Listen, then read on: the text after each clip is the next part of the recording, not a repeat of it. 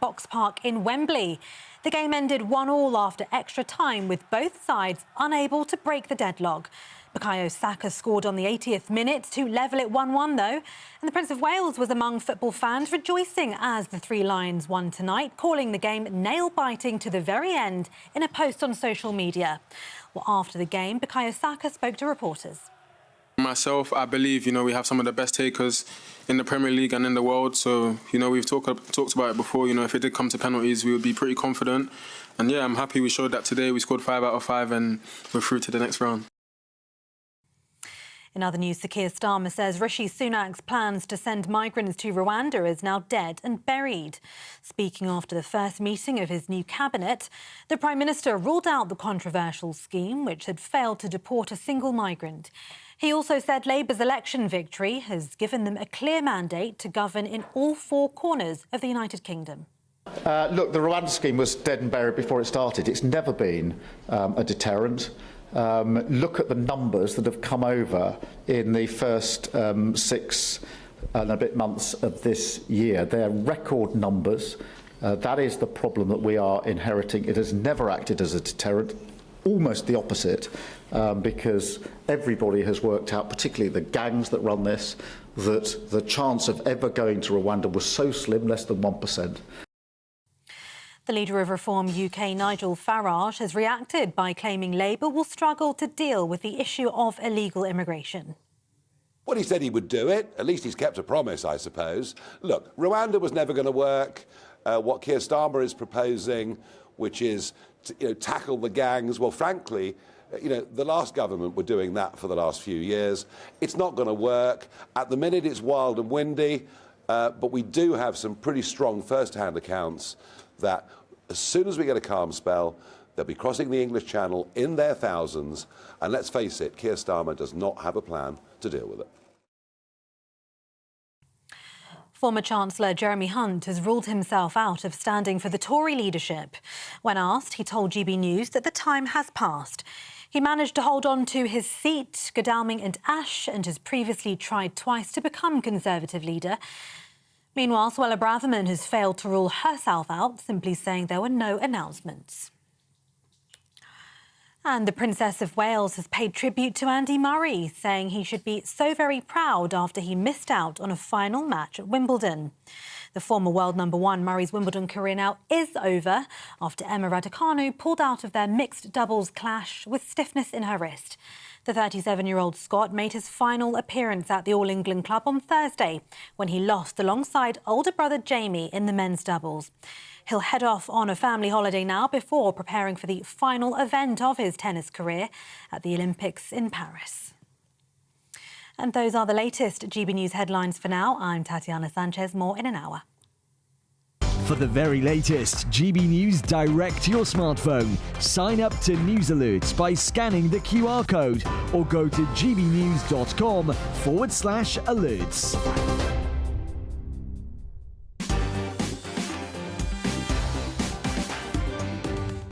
Thanks, Tatiana. Great job. Welcome to a busy Mark Dolan tonight. In the big story, should the Conservatives and Reform UK merge?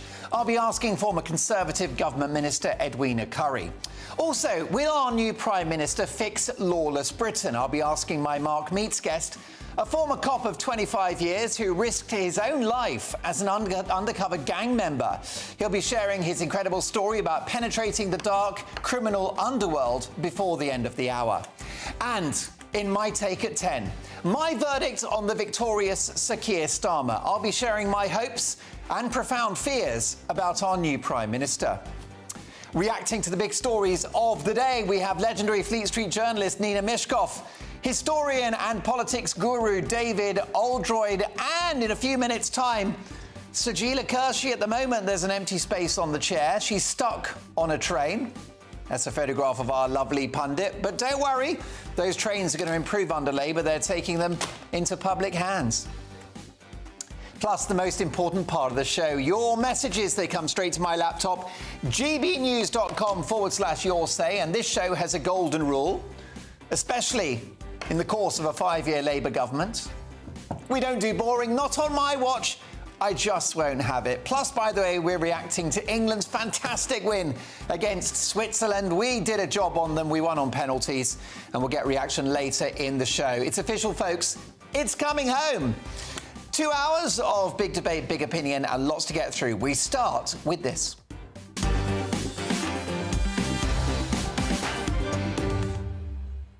Well, fancy that. The polls were right. In my take at 10, I'll be giving my first on-air reaction to Labour's victory and focusing on our new Prime Minister, Sir Keir Starmer. That is at 10 o'clock. You won't want to miss it. But for now, let's look at the debacle that is the Conservative Party, with the word Conservative being the most egregious assault on the Trade Descriptions Act we've ever seen. In many ways, the truly catastrophic Conservative campaign, which started with a rain-soaked Rishi Sunak, drowned out by the new Labour anthem, Things Can Only Get Better, was proof, if you needed it, that this was a party in disarray and running out of steam. Former cabinet ministers like Suella Braverman conceding defeat before the vote even happened. War veterans insulted when Sunak absconded early from the D-Day celebrations. He was in a hurry then, but now he's got all the time in the world. Tory MPs started betting on their own demise. It was a disaster from start to finish. If politics is about messaging, then the message from the Conservatives was don't vote for us. Ultimately, it's their record in office that did for them in this race. It started a long time ago with Theresa May, then Home Secretary under David Cameron, saying that they would get immigration down to the tens of thousands. Voters were ignored, and last year the figure for legal net migration was 700,000. That is a city the size of Leeds in a year. Boris Johnson had an extraordinary mandate in 2019, and to be fair to him, he got Brexit across the line, which was a huge achievement, and he kept Jeremy Corbyn out of number 10, for which history will judge him kindly.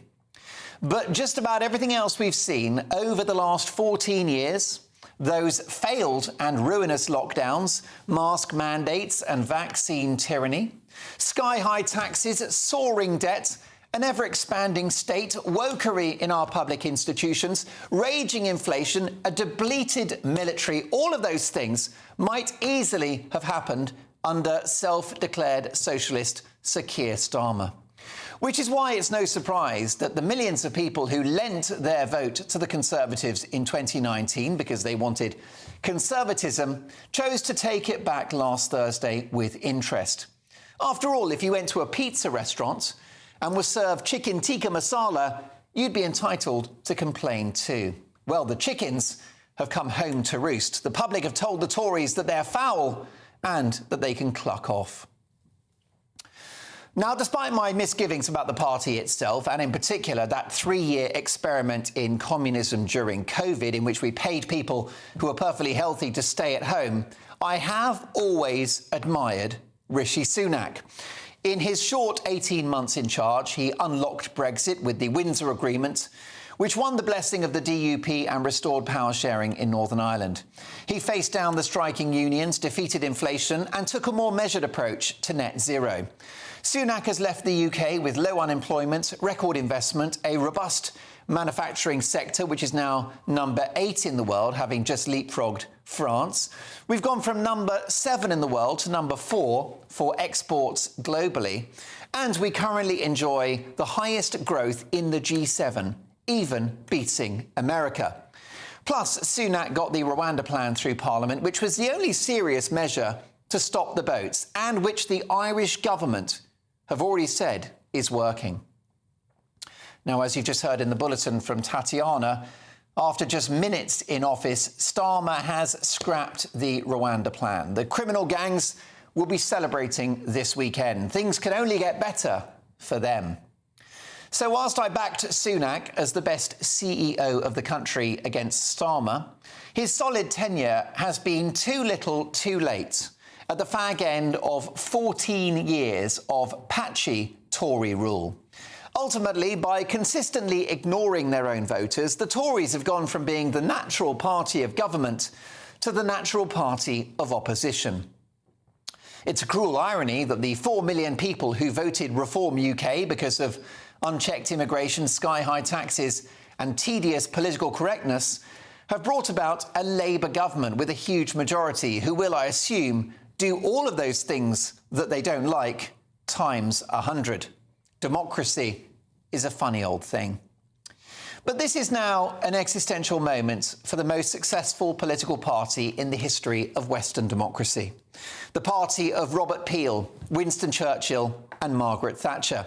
Because breathing down their neck is the charismatic Nigel Farage, whose superpower isn't in fact oratory or sound bites, but his willingness to listen to and address the concerns of millions of ordinary Brits.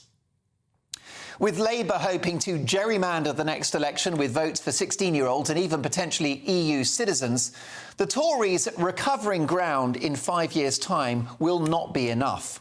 But the combined vote share of the Conservatives and Reform is higher than that enjoyed by Labour this week. Do the math. The Conservatives must be Conservative again, potentially helped on that journey by Reform UK. And despite of his hatred of the Tories, it's in Nigel Farage's best interests, if he wants to avoid a decade of Labour in power, to work with whoever leads the Tories. The bottom line is that the right must unite or die.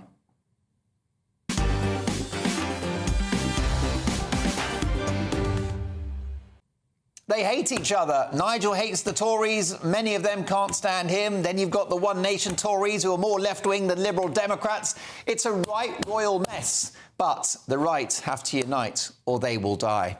Your thoughts, gbnews.com/your say. I'll get to your messages shortly. But first, tonight's top pundits. And in the studio with me, legendary Fleet Street journalist Nina Mishkov and historian and politics guru, the one and only David Oldroyd Bolt. Lovely to see both of you. Comedian Sajila Kershi is on her way. She sat on a train.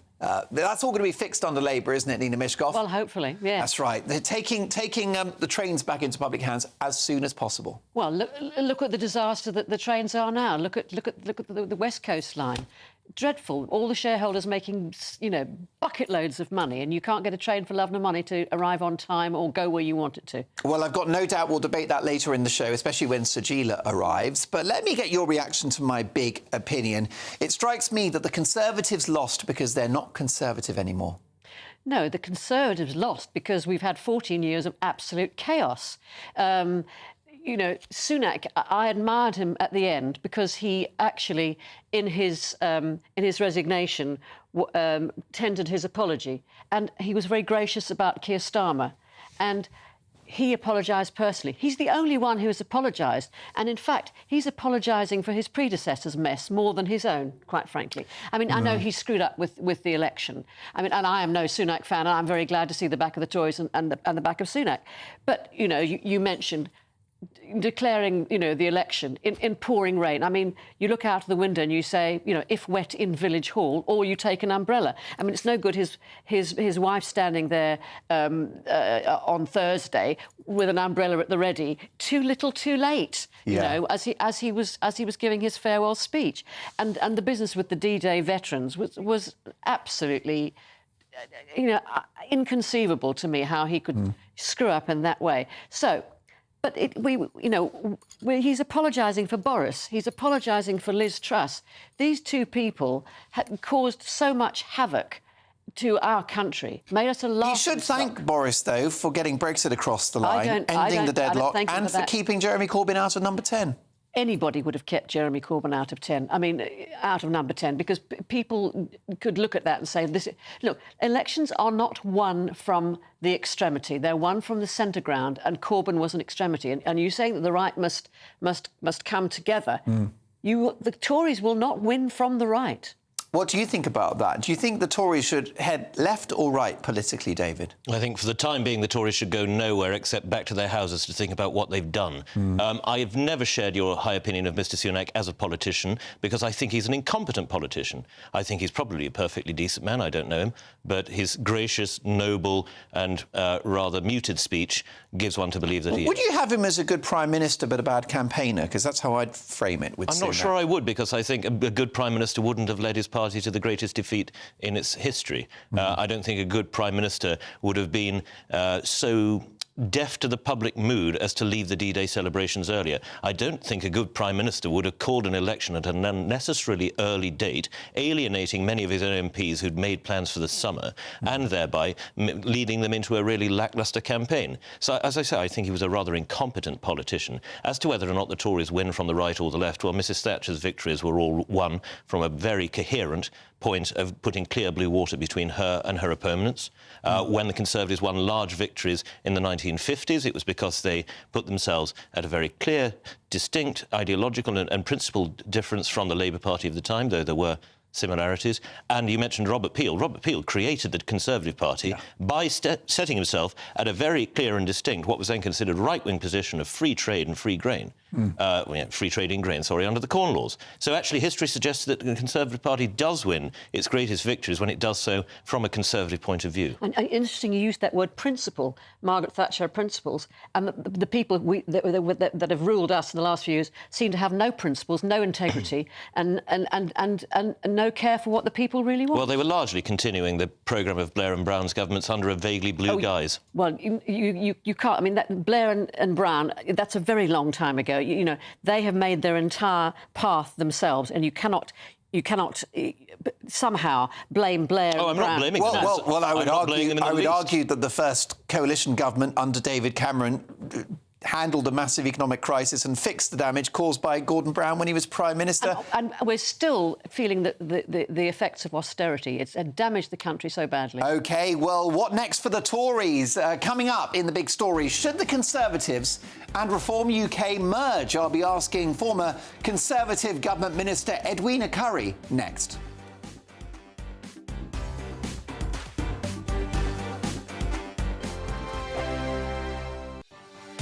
Martin Daubney, weekdays from 3 p.m. How deep is the rift between Prince William and Prince Harry? Well, it's been reported that Prince William is refusing to speak to Prince Harry and has even taken on the role of disciplinarian, which was once, of course, the job of Prince Philip. But has that job gone now to William? After the death of his mother, I know that Prince William had to think again. And then we see him with the Emperor and Empress of Japan. William thought again, do I want to do this job? Because there's nothing in our uncodified, unwritten constitution that says anybody has to be heir to the throne. And he thought about it. He was only 15 at the time. And he decided he did, and he's done his duty, in great contrast to Prince Harry. Now, I don't think there's any chance at all of there being a reconciliation with the brothers now or in the foreseeable future. It goes back to Oprah Winfrey interview, then the book Spare, and all the things that were said in the Netflix 6-part series. Too much bad blood, and William is not going to forgive that, principally because he, of course, and his wife attacked personally his wife, Kate.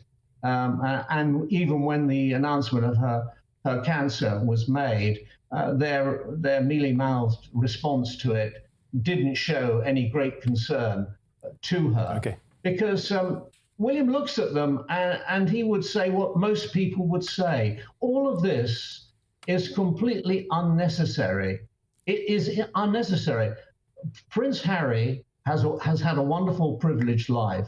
He owes everything to being a member of the royal family. People who are struggling, people who are battling, would wonder why he's so upset. The People's Channel. In the GB newsroom, we bring you the news as it happens. With our team of dedicated journalists across the UK, GB News brings you accurate reporting of the day's topical agenda. When the news breaks, wherever and whenever it's happening, we'll be there. This is GB News. The People's Channel, Britain's news channel.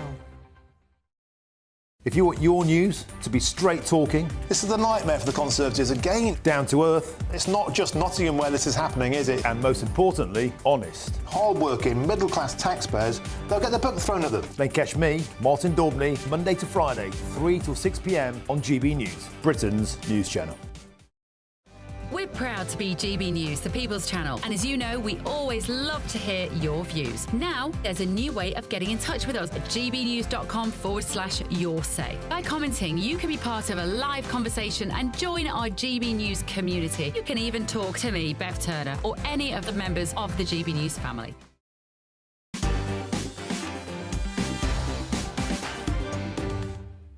Big reaction to my big opinion following a rout on Thursday. The right must unite or die. Big reaction on the message board, gbnews.com/your say. Sally, who is a GB News member, has just messaged me, and she said, Mark, thousands of former Conservative voters who have now joined Reform UK were betrayed by the former government because they did not promote Conservative values. Reform UK members no longer trust the Tory party to be Conservative. The Tory party stands for only one thing, says Stuart, themselves. Cassandra says, Mark, Sunak is probably a decent human being, but has no political acumen. Ben speculates, how long will Starmer last? Could he beat Liz Truss? And last but not least for now, this is Deborah, who's also a GB News member. Good afternoon, good evening, Deborah, how are you? Mark Dolan's big opinion suggests a merger of the right, not a takeover of woke Blairites in the Tory party. Farage should select real Tories and woo them into reform, leaving the rest to wither away. The Tory party fortunes do not matter to us. The experience of knowledgeable, true Tories will add to Reform's fighting equipment. So there you go. Opinions are coming in thick and fast, but let's now get some rather expert input on this, because it is time for the big story. And Boris Johnson has warned the Conservatives not to merge with Reform UK as he laid out his vision for how they can revive their electoral fortunes. He urged the Tory survivors, who now form the opposition, not to absorb other parties in a bid to rebuild. Writing in today's Daily Mail, he wrote, I say to my fellow Conservatives, we are the oldest, most successful political party in British history. We're capable of endless regeneration. We don't need to try to absorb other parties to try to acquire their vitality like a transfusion of monkey glands. Bit of vintage Boris Johnson there. But with Reform UK potentially having deprived the Tories of dozens of seats on Thursday, should a conversation be had? Let's get the views of former Conservative Government Minister Edwina Currie. Edwina, good to see you, and happy new Government Day. Now, Edwina, let's do the maths. The Conservatives need those reform votes. Some kind of deal is inevitable, isn't it? Well, good evening, Mark, and everyone. You find me in an unusually upbeat frame of mind, and half a bottle of champagne down because England are through to the semi-finals, which is absolutely super. And I think that'll do a lot for raising morale in the country. Well, it's because we've got a Labour government. The country's starting to deliver at last. It could be something like that, although it was a bit of a sort of hair squeak through on penalties, but still, it was really, really good, and I'm really thrilled. It was. And we managed to get a smile out of Gareth Southgate. How about that? Well, that's it. Now, Edwina, I know you're drunk and you've probably forgotten the question, but don't you think a deal between Nigel Farage and the next leader of the Tory party is inevitable? No, I don't. Absolutely not. Apart from anything else, because Farage does not take prisoners gladly, and he would not tolerate any kind of equal leadership, and he would want to be in charge. And he's a one-trick pony. I mean, his only issue is all about immigration, which has not been carefully examined at all during this election. Indeed, let's remind ourselves that, oh my goodness, you know, he's married to a German and his girlfriend is French. So if we're worried about people coming in from wicked foreign countries, maybe we should start with his personal background, which I wouldn't, because I don't believe in that kind of discrimination, as you well know. You know, it seems to me that what we ought to do as a Conservative party, Boris is quite right, and the same point has been made by William Hague and by Eric Pickles. We've been around for a very, very long time. We must be one of the oldest political parties in the world. It's about 200 years since we really got established. And during that time, what we've done is we've had a look round, particularly any time we get defeated. We have a good look round. We try and figure out why we lost. We try and be honest about it, at least to ourselves. And then we try to take that on board. And we lost because we were an absolute shower. We did not lose because we were too left-wing. We lost because we were incompetent, incapable, and in the end, immoral, given the kind of behaviour that we've seen over several years in Downing Street. And that is why there are calls, which I echo, for us in future to behave, according to Nolan principles of public service, and to put public service first, and certainly not to be betting on the outcome and the date of an election when you have insider knowledge. That's wicked. It's actually a criminal act, but it's also wicked. And it's exactly the sort of thing that has Conservatives staying at home. Where I live, here in the High Peak, where I'm the president of High Peak, we ended up with 10,000 fewer people voting, 10,000 fewer.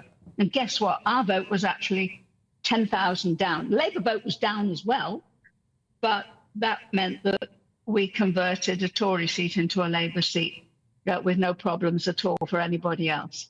And that means that not a lot of people looked at us and didn't want to vote for us, looked at the other side and said, no, we're not socialists. We don't believe in what Keir Starmer's been saying, don't like the reform. We're just going to sit at home on our hands. We have to win those people back. And you only do it by recognising what they're concerned about and trying to convince them that you can do a much better job in future. Well, Edwina, I think you've had far too much of that moe and Shandon tonight, because the bottom line is that Tory voters did go out and vote, and they voted for Reform UK. My message board on my laptop is heaving with viewers and listeners who have said the Tories are not Conservative anymore, which is why we chose Farage. Now, you said that the Conservatives haven't been rejected because they're too left-wing. Well, look at the situation in the country. Now, this is a Conservative party that is not policing our borders. They have summarily failed to stop the boats. Legal net migration, 700,000 in a year when they said they get it down to the tens of thousands.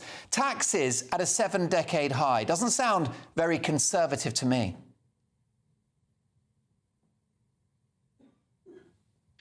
Some of those are matters that were beyond our control. For example, one of the reasons taxes are so high is that we did very generous schemes of furlough and business support during lockdown.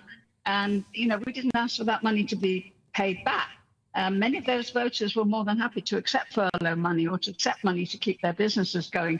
But it ends up going on the national debt. And in order to get that debt into some kind of reasonable relationship with the side of the economy, as Margaret Thatcher would have insisted, you have to be paying the taxes in order to do that. That actually, Labour didn't win because people wanted us to be more right-wing. Labour won because they occupied the centre ground.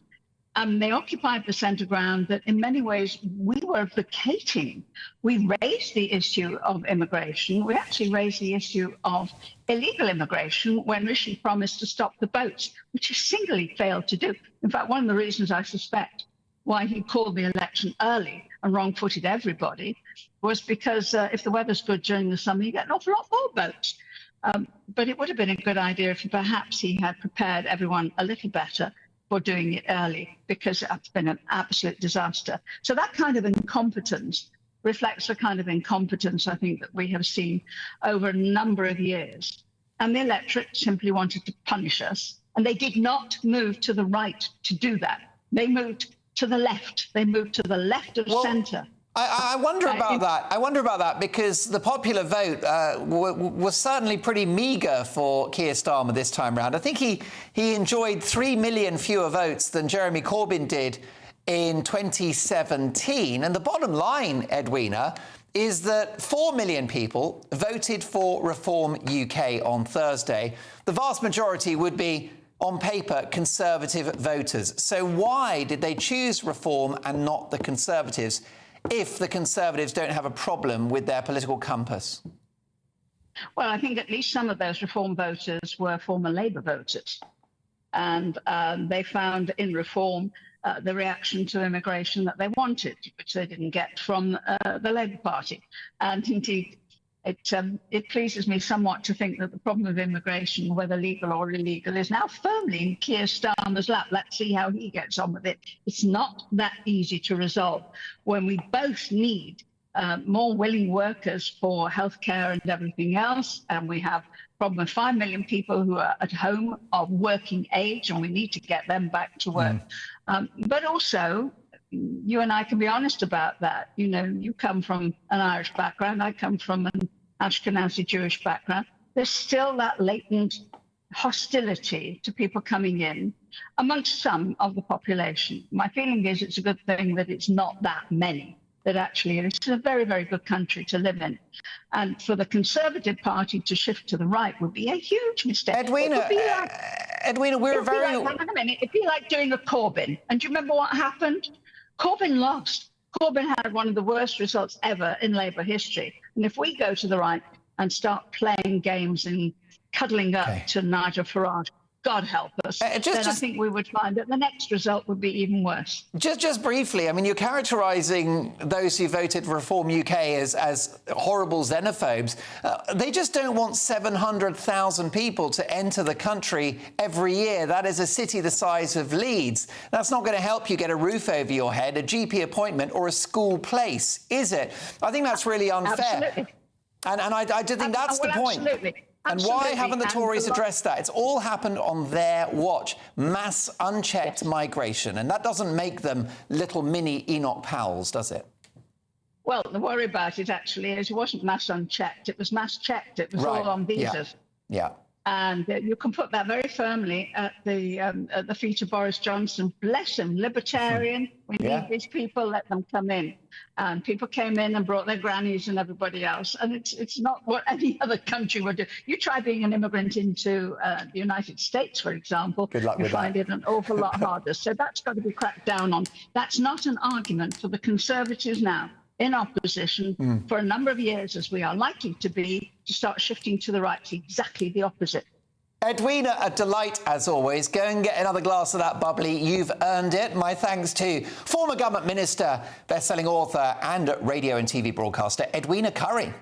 Coming up next is the new Labour government's prisons minister right that 2/3 of criminals should be released from jail. That's right. Should 2/3 of criminals be let out of jail? We'll discuss that next. Hello, welcome to your GB News weather update from the Met Office. As we go into Sunday, it's a case of showers, once again sunny spells, and still feeling on the cool side for the time of year. We've got this area of low pressure moving out towards the east and driving northwesterly winds, so bringing that fresher feel for Sunday. But it's turning drier across parts of England through this evening with some late evening sunshine. Clear spells elsewhere, but a few showers mainly coming into western parts of England and into Wales and northwestern England as well. But still, temperatures around 10 or 11 degrees, but under the clearest skies across Scotland could dip down into the mid-single figures. So to start Sunday morning then, we've got plenty of showers coming in towards the southwest of England into Wales. These could be heavy at times as well. Driest further towards the east with some bright sunshine here, but some heavy showers, possibly thundery across northwestern England as well. Sunny spells, scattered showers across Northern Ireland, but drier but fresher to start on Sunday morning across parts of Scotland with some outbreaks of rain across Orkney and Shetland. As we go through Sunday morning and into the afternoon, those showers will continue to push their way eastwards, turning heavy at times and becoming more widespread as we go through the day. Could turn thundery at times across southern parts of Scotland, northern England and central England as well. But we have got lighter winds out there compared to today, so that will help lift the temperatures just slightly, perhaps feeling a bit warmer, 19 or 18 degrees, but a little bit warmer in Scotland too. A fresh start to Monday morning, plenty of dry weather first thing. We'll start to see some showers breaking out across the northern parts of England and Scotland, but another area of low pressure towards the south, bringing cloudier skies and outbreaks of rain. And that sets the scene really through Monday, Tuesday and Wednesday with outbreaks of rain, temperatures generally around average. Good afternoon, Britain. Your lunchtime update on the stories that matter across the UK.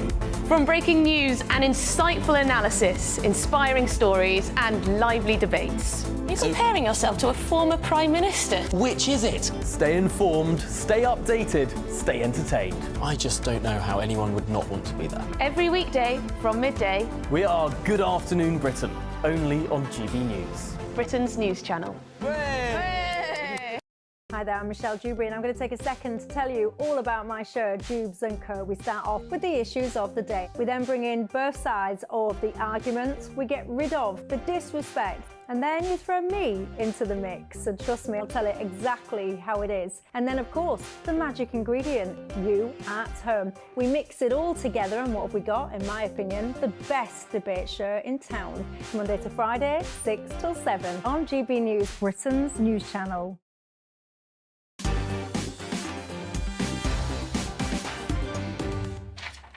Well, my reaction to our new Prime Minister, Keir Starmer, in my take at 10 in just 25 minutes' time. But the emails and messages are coming in thick and fast. gbnews.com/your say. Former Government Minister Edwina Currie, very critical of Reform UK. She does not want a deal between the Tories and Reform.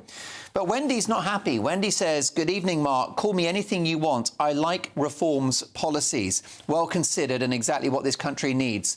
Top of all, the Reform treat our patriotic and put the British people first."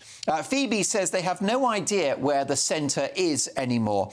They've gone so far to the left, they can't even see it. How about Patricia, who says, that's choice coming from Edwina Currie. Oh, no, something there about John Major, which gets a little X-rated, which I'll gloss over. But don't worry, Patricia, we're all good. How about this? David says the Conservative Party will learn nothing, just like Edwina. They blame everyone but themselves. Look, there are so many messages. Catherine says, to all reformers, listening to Edwina proves exactly why some former Conservative voters could not vote for them again. OK, I'll get to more of your messages. Brilliant, as always. gbnews.com/your say. But the government's new prisons minister is James Timpson, owner of the key cutting and shoe repair chain Timpsons, who proudly employ ex-convicts. But could his appointment see a dramatic shift in how we treat people who break the law, given that earlier this year, Timpson said only a third of inmates should be in prison? He said the UK is addicted to sentencing people, arguing that many are inside for far too long. He cited Holland, who have closed half their prisons and pursued community sentences instead. Take a listen to what was a fascinating interview. We have 85,000 people in prison. It's going to go up to 100,000 pretty soon. A third of them should definitely be there. There's another third in the middle, which probably shouldn't be there, but they need some other kind of state support. A lot of them have got massive mental health issues. And then there's another third, and there's a large proportion of women. Prison is a disaster for them. I think we need to have a government that is prepared to accept that we can't afford as a country to build £4 to £6 billion worth of prisons to house more people. So, should 2/3 of Britain's criminals be released from jail? Let's get the views of tonight's top pundits. We have Nina Mishkoff, David Oldroyd-Bolt, and finally, having got the right train, Sajila Kershi. Sajila, I bet you can't wait for Labour to take the trains back into I thought it was a mini strike in protest because didn't stop where it was meant to stop. Now, wasn't it your fault for getting the wrong train? It's not the wrong train. It was the right train. It just didn't stop at the stop. Okay. Went straight to St Albans. So St Albans had a lovely little visit to you. But yeah, no, it's interesting because I don't know. I think what he's saying is an interesting take, and I think prison should be the last resort. I think maybe criminals too easily are caught in the problem, so they'll go into prison, commit another low-level crime, and then go back in and kind of think that's the formula of their life. So rather than focus on the solution, and I think, I don't know about releasing loads of people, but it all depends on, it can't just be, oh, we're just going to release a few people because, you know, we haven't got room in prisons. I think it's got to be based on good behaviour, things like that. I saw a thing in America where they're actually giving cats to prisoners on death row, really hard criminals, and they've been reformed by having a cat, as a reward. Yes, as a reward to stroke their I won't say the P word, but anyway, they just stroke their family shows, Sajila. Yes, cats. Control yourself. And I know it's helped them. But let's not get carried away. Yeah, but if it can help harden criminals, why do we not have other solutions? Will probably harden them further. David, what do you think? Are too many people in prison in this country? I simply don't know, because I haven't looked at the statistics of what proportion of people are in for, say, violent crime, what proportion for blue-collar crime, what for white-collar crime, what proportion for sort of minor offences. I did do a little research when your researchers sent me this on which studies have been done abroad. And an interesting quotation from a multiple recidivist burglar: if you thought you would get a stricter sentence every time you went back to prison, would it stop you committing these crimes? He said, well, if I thought about it, it would, so I just don't think about it. Right. I think we have to take a really serious evidence-based approach to this. And yes, that means looking at what other countries have done to reduce their prison populations, and also how sentencing has been approached, because there are undoubtedly criminals who should be in prison, and they should be there for a very long time indeed. But if we're talking about people who are perhaps educationally deprived, and having talked to... Excuses. No, it's not. I talked to... Just because you can't read doesn't mean you should shoplift. If you cannot read and write, it's very difficult to get any kind of meaningful employment at all in today's world. I talked to a prison chaplain about this not very long ago at all, who is a former Tory minister who took a very hard line on prisons while in office. His experience has taught him that there is, in fact, a serious problem that must be addressed. Jonathan Aitken. Yes, indeed. All right. Nina, I've got viewers and listeners who'll be furious about this suggestion. They want people who break the law to be punished and jailed. I agree with that. People who break the law should be punished and jailed.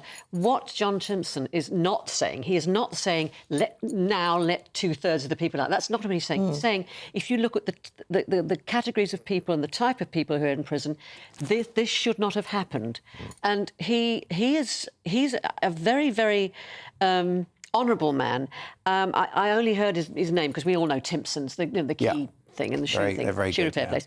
I only heard of him just a few years ago because he put forward a scheme to pay the HRT prescriptions for their employees, and that to me is a very sensible and honourable man. Yeah. And there started a big discussion about HRT, and it came from a man, and he employs ex-cons.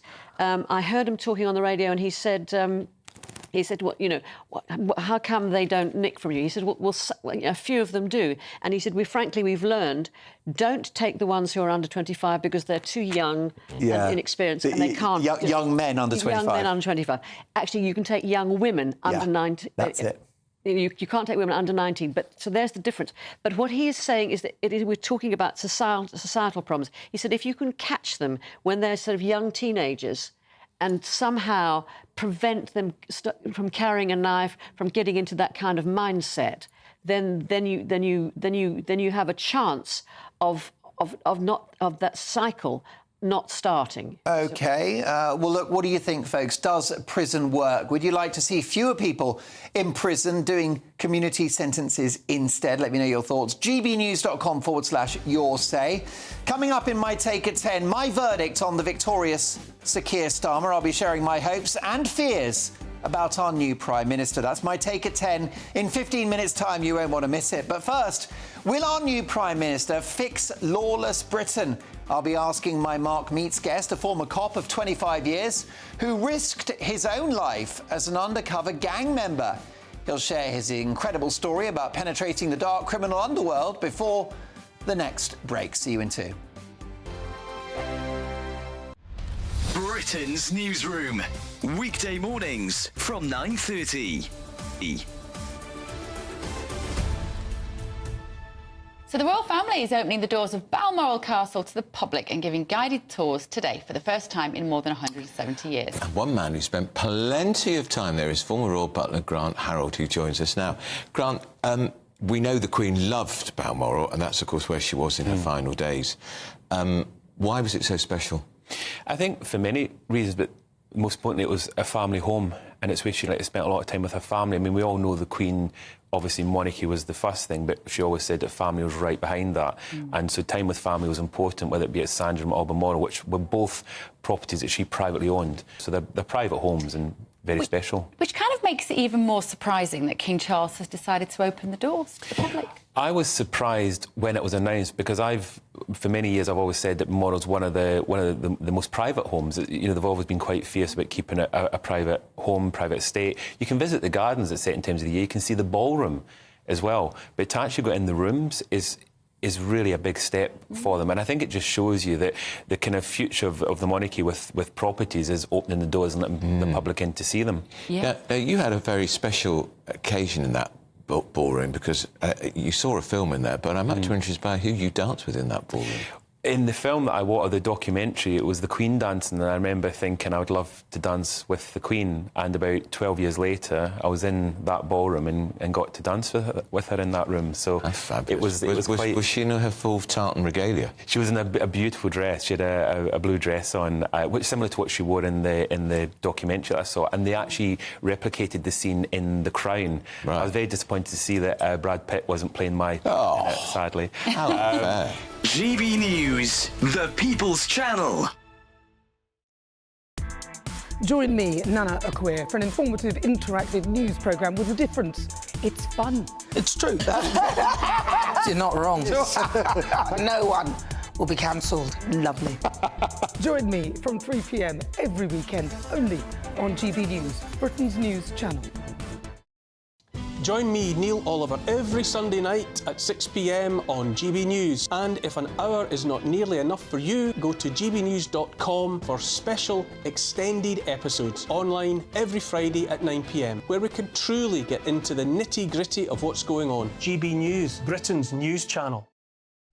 Every Saturday, 10 till 12, we'll bring you all of the news that you need to know. We'll also remind you that there is so much to smile about. It's my favourite time of the week. I get to relax, enjoy some light-hearted stories, and let Ellie teach me about fashion too.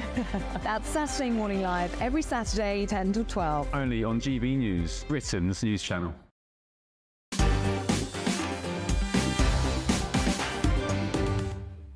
The government's new prisons minister thinks that 2/3 of inmates should not be in jail at all. Strong reaction on the message board. This from Margie. Mark, let the prisoners build the prisons and go back in them to finish their sentence. How about this from Betty? Don't let people out for good behaviour add on to their time for bad behaviour. Kathy says, Mark, maybe we should bring back the stocks for some humiliation. It might be a good deterrent. And Robert says we should have longer prison sentences as they currently don't serve the sentence that they're given in court. Robert, thank you for that. Keep those messages coming. It might take a 10. My reaction to our new Prime Minister, Sir Keir Starmer. That's in 10 minutes' time. You won't want to miss it. But first, this.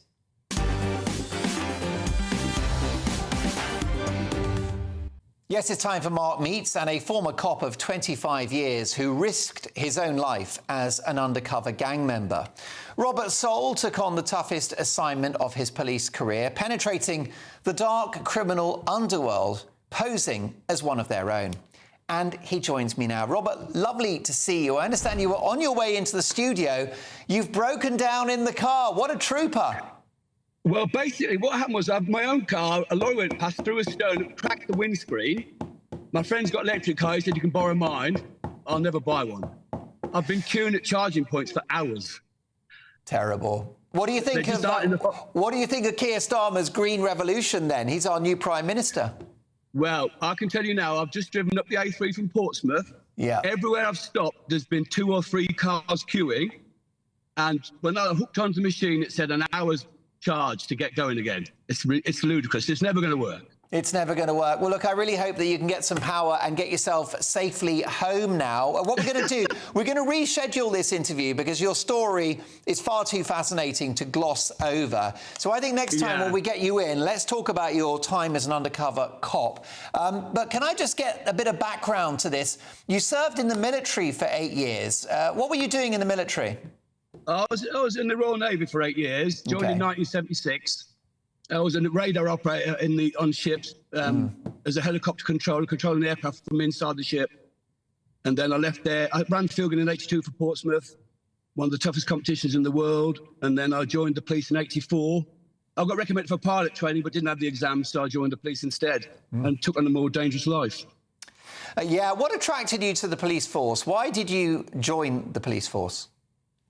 Well, when I was doing my exams to be a pilot, the police came to the seminar and said, why didn't you come and join us if you're thinking of leaving? And I wasn't thinking of leaving at the time, but after the seminar, I thought, I'll give it a go. And I left and joined the police. Best move I've ever made, best job in the world. And what do you make of modern policing? Some people think it's a little politically correct. What's your view? I think modern policing's gone right down the toilet, to be honest with you. I've had a couple of instances with them myself in the last 5 years, and I don't know why we pay them anymore. They really are a waste of good money nowadays. And if they have no will to change either, which is even worse. I've contacted Mark Rowley and said, I'll help to get rid of corrupt cops as an undercover. I'll help train people to do what they need to do. Nobody's interested. I contacted the government about the boat crisis with the migrants. I could stop it in a week. Not a peep from Suella Braverman, Priti Patel, Boris Johnson. Nobody really wants to change anymore. It's just going downhill. This country's going downhill in a big way. How would you stop the boats, Robert? Well, basically, I did smuggle people by boat for the government to catch the criminals. But the truth is, there are no criminal gangs out there. This is a big industry of being sent over by the French. I did a boat job with the French, and I know that it's fake now because before they let me cross the channel to pick up the migrants, they said, I want you to give them a full safety briefing. And I bear in mind they're all foreigners, I don't speak their language. So we said we'd cover that on the basis of an air hostess briefing, which is ludicrous. Criminals don't give safety briefings. And they said we want you to issue them all a red Department of Trade standard life jacket so they get across safely. I've never known a criminal care about health and safety. Once you've paid your money, if you don't make it, it doesn't matter. I think the whole thing's a bit a sham. And when I see all the government ministers on the television saying we've got to get rid of these people smuggling gangs, it's utter nonsense. The only people I ever met on the migrants thing was patsies, like lads trying to earn a few quid. No proper criminals, no gangsters, none at all. And I challenge anybody to prove to me there is a criminal network that is currently being looked at properly by any good police organisation, because as far as I'm aware, none's been caught. But Robert, this sounds like a wild conspiracy theory. I mean, you're not suggesting that the French are somehow just proactively organising these migrant crossings, are you? I don't believe it's criminal gangs at all. I think they're actually being sent across by... don't get me wrong, I don't blame the French. They're all sat on their borders, and the way to get rid of them is not send them back, but send them to us. But would you accept that is a conspiracy that the French authorities would deny? What about those Facebook and TikTok adverts on the part of these gangs advertising the UK as a safe haven for the right amount of cash? Yeah, I think there's... I'd have to look into it a lot more. I'm not happy with the whole situation. Bearing in mind, I was smuggling people back in 2005. Yeah. And I flagged up then. I didn't think this was right that they were making them wear life jackets.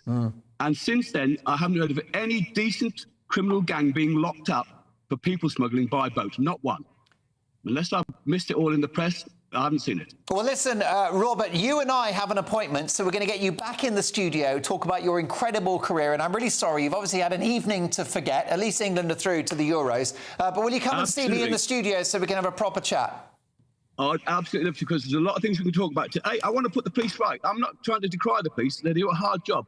OK. But they've lost their way, totally. Of course they have. Well, I tend to agree with you, Robert. We'll catch up soon. Safe journey home. Next up in a Take It 10 special, Sir Keir Starmer, My Verdict. That warm feeling inside from Boxed Boilers, sponsors of weather on GB News. Hello, welcome to your GB News weather update from the Met Office. As we go into Sunday, it's a case of showers, once again sunny spells, and still feeling on the cool side for the time of year. We've got this area of low pressure moving out towards the east and driving northwesterly winds, so bringing that fresher feel for Sunday. But it's turning dry across parts of England through this evening with some late evening sunshine. Clear spells elsewhere, but a few showers mainly coming into western parts of England and into Wales and northwestern England as well. But still, temperatures around 10 or 11 degrees, but under the clearest skies across Scotland could dip down into the mid-single figures. So to start Sunday morning then, we've got plenty of showers coming in towards the southwest of England into Wales. These could be heavy at times as well. Driest further towards the east with some bright sunshine here, but some heavy showers, possibly thundery across northwestern England as well. Sunny spells, scattered showers across Northern Ireland, but drier but fresher to start on Sunday morning across parts of Scotland, with some outbreaks of rain across Orkney and Shetland.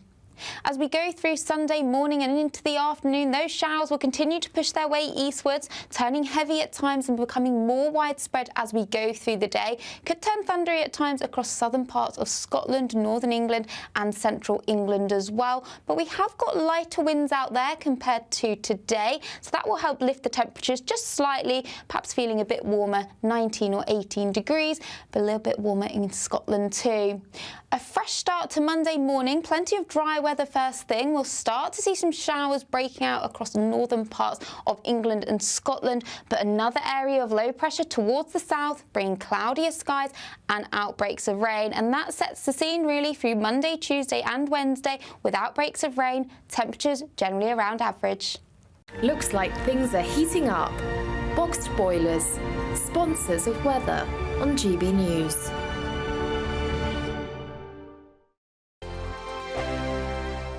£30,000 in cash has to be won. It's our biggest cash prize so far, and it could be yours. Phil was a winner. Listen to what he says about winning the Great British Giveaway. Hi, my name's Phil Cox. I just looked at my account and thought, oh my God, yeah, it's true, it's gone into my account. And if I can win it, anybody can win it. The next big winner could be you, with an extra £30,000 cash in your bank.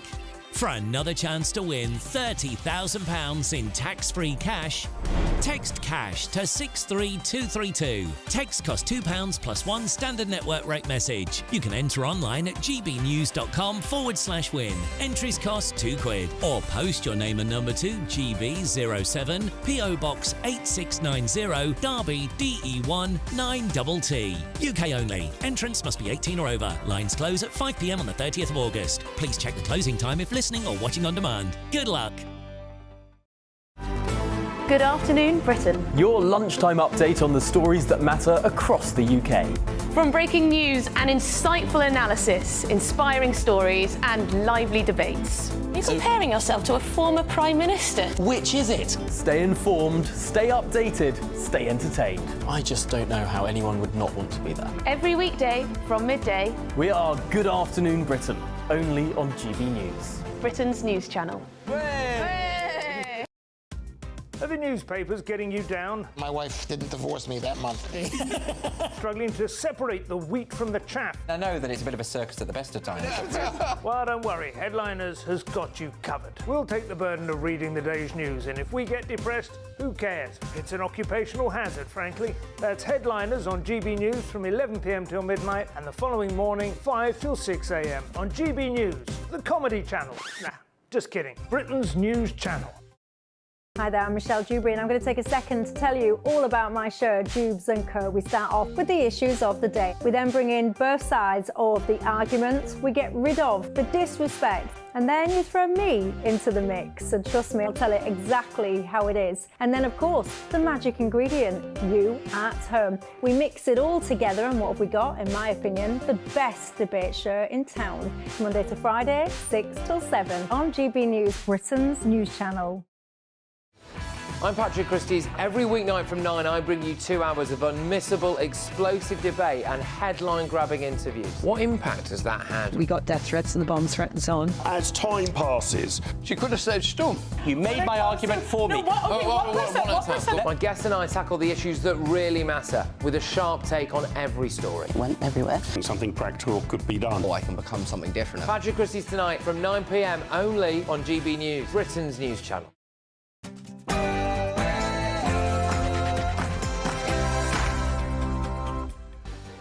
It's coming home, it's coming home. Football's coming home. Well done, England, through to the semi-finals of the Euros. We'll bring you a reaction in what is a busy hour to come. It's 10 o'clock on television, on radio and online in the United Kingdom and across the world. This is Mark Dolan Tonight. In my take at 10, my verdict on the victorious Sir Keir Starmer. I'll be sharing my hopes and my fears about our new Prime Minister. Joe Biden has said only the Lord Almighty can tell him to quit the White House. And in another embarrassing gaffe, he said he's proud to be a black woman. He kept that quiet, didn't he? So, are the men in coats on their way? I'll be asking the Queen of US Royal and Political Reporting, Kinsey Schofield, plus Kinsey reacts to the first meeting between King Charles and our new Prime Minister, Sir Keir Starmer. And in the last word, Nigel Farage is now in the House of Commons. But what does he do next? I'll be asking our top Westminster insider. Plus, tomorrow's newspaper front pages, lots to get through. My verdict on Keir Starmer, our new Prime Minister, in a Take at 10 special straight after the news headlines, and Tatiana Sanchez.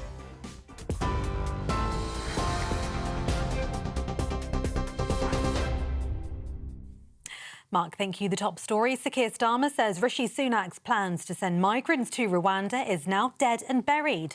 Speaking after the first meeting of his new cabinet, the Prime Minister ruled out the controversial scheme which had failed to deport a single migrant. He also said Labour's election victory has given them a clear mandate to govern in all four corners of the United Kingdom. Look, the Rwanda scheme was dead and buried before it started. It's never been a deterrent. Look at the numbers that have come over in the first 6 and a bit months of this year. They're record numbers. That is the problem that we are inheriting. It has never acted as a deterrent, almost the opposite, because everybody has worked out, particularly the gangs that run this, that the chance of ever going to Rwanda was so slim, less than 1%. The leader of Reform UK, Nigel Farage, has reacted by claiming Labour will struggle to deal with the issue of illegal immigration. Well, he said he would do it. At least he's kept a promise, I suppose. Look, Rwanda was never going to work. What Keir Starmer is proposing, which is to, tackle the gangs, well, frankly, the last government were doing that for the last few years. It's not going to work. At the minute, it's wild and windy, but we do have some pretty strong first-hand accounts that as soon as we get a calm spell, they'll be crossing the English Channel in their thousands. And let's face it, Keir Starmer does not have a plan to deal with it. Former Chancellor Jeremy Hunt has ruled himself out of standing for the Tory leadership. When asked, he told GB News that the time has passed. He managed to hold on to his seat, Godalming and Ash, and has previously tried twice to become Conservative leader. Meanwhile, Suella Braverman has failed to rule herself out, simply saying there were no announcements. The Princess of Wales has paid tribute to Andy Murray, saying he should be so very proud after he missed out on a final match at Wimbledon. The former world #1 Murray's Wimbledon career is now over after Emma Raducanu pulled out of their mixed doubles clash with stiffness in her wrist. The 37-year-old Scot made his final appearance at the All England Club on Thursday when he lost alongside older brother Jamie in the men's doubles. He'll head off on a family holiday now before preparing for the final event of his tennis career at the Olympics in Paris. And England are through to the Euro 2024 semi-finals after beating Switzerland on penalties.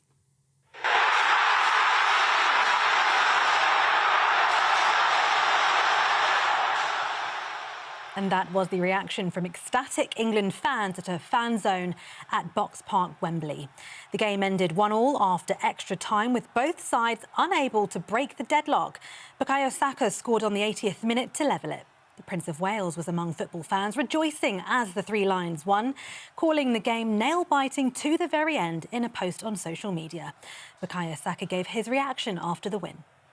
Myself, I believe, we have some of the best takers in the Premier League and in the world. So, we've talked about it before. If it did come to penalties, we would be pretty confident. And yeah, I'm happy we showed that today. We scored 5 out of 5 and we're through to the next round. And those are the latest GB News headlines for now. I'm Tatiana Sanchez. Now it's back to Mark. For the very latest GB News direct to your smartphone, sign up to News Alerts by scanning the QR code or go to gbnews.com/alerts.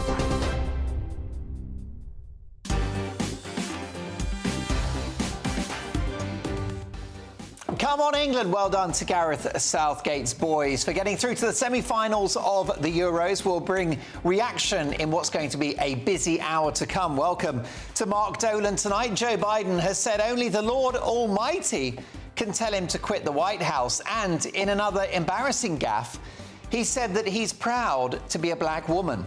So he kept that quiet, didn't he? Are the men in white coats on their way? I'll be asking the Queen of US Royal and Political Reporting, Kinsey Schofield. Plus, Kinsey reacts to the first meeting between King Charles and our new Prime Minister, Sir Keir Starmer. And in the last word, Nigel Farage is now in the House of Commons. What does he do next? I'll be asking our top Westminster insider. And tomorrow's newspaper front pages and live reaction in the studio from tonight's top pundits, legendary Fleet Street journalist Nina Mishkov, historian and politics guru David Oldroyd-Bolt, and fearless broadcaster Sajila Kershi. A packed hour, those papers are coming, but first, my take at 10.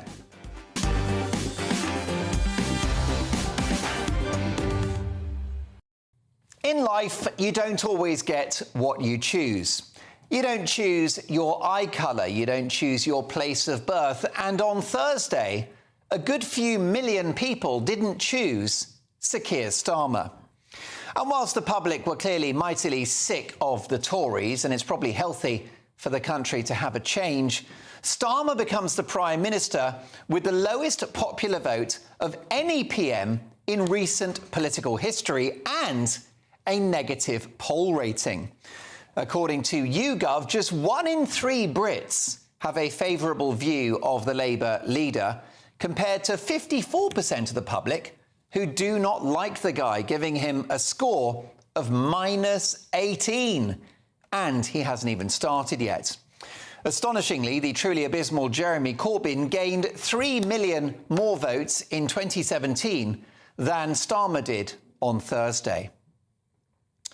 But in the spirit of accepting and indeed embracing a political result, I heartily congratulate Sir Keir Starmer on what remains a remarkable achievement. He has dragged his party kicking and screaming towards the centre ground, though still noticeably to the left of Tony Blair, I might add. New Labour 2.0, this is not.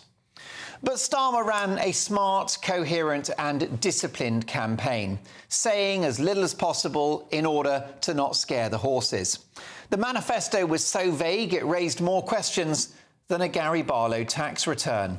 But it worked. He was ruthless and he got the job done, fair play. Keir Starmer is our Prime Minister now, and I hope he is incredibly successful. But having watched Starmer in opposition, I cannot tell you in all honesty that I'm optimistic this will happen. It's my view that Starmer is a duplicitous, maybe even dishonest man who has been willing to do and say anything to get elected. I hope I'm wrong, but I see him as a shallow virtue-signalling member of the North London metropolitan elite who takes the knee to the latest woke cause. It's my view that Sir Keir Starmer is the human manifestation of ChatGTP software gone wrong, and he's had more flip-flops than a branch of Sports Direct. But, raised a Catholic, forgiveness is in my DNA. And if Sir Keir Starmer gives up the habit of a lifetime and actually sticks to his principles, whatever they are, if he's serious about economic growth with national income, the best way to unlock great public services and help the poorest, rather than more borrowing, then I will be his biggest cheerleader. If he's patriotic, if he can stand up for Britain's best interests globally, if he makes the public sector efficient, delivering real value for money to the taxpayer, and if he fixes our NHS with tough reforms rather than more wasted billions, then I will be his biggest cheerleader. If he stands up to the rise of our increasingly sectarian politics by tackling anti-Semitic hate on those weekly so-called peace marches and not allowing MPs to be bullied on which way to vote on a war thousands of miles away, then I will be his biggest cheerleader.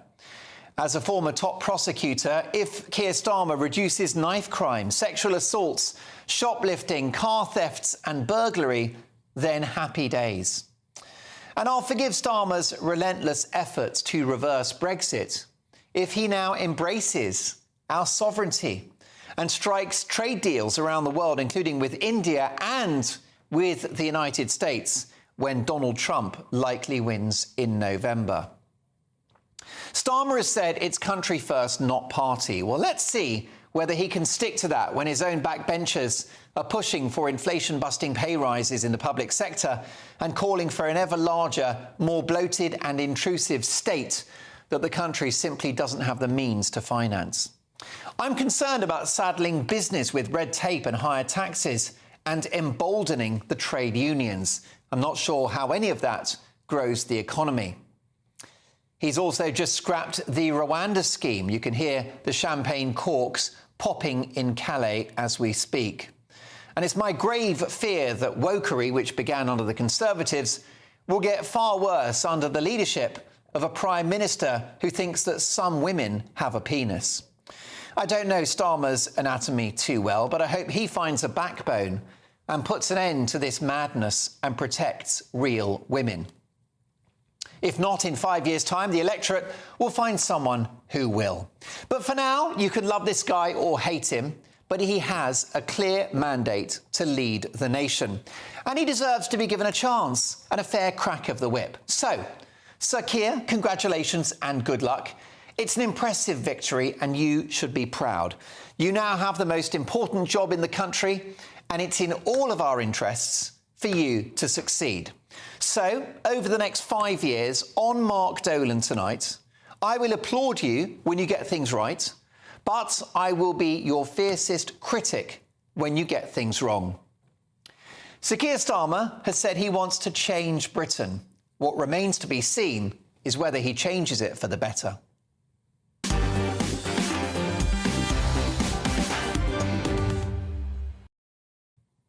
Will Keir Starmer be a great Prime Minister? Let me know your thoughts. gbnews.com/your say. I'll get to your opinions in a moment. But first, tonight's top pundit, legendary Fleet Street journalist Nina Mishkov, historian and politics guru David Oldroyd-Bolt, and fearless broadcaster Sajila Kershi.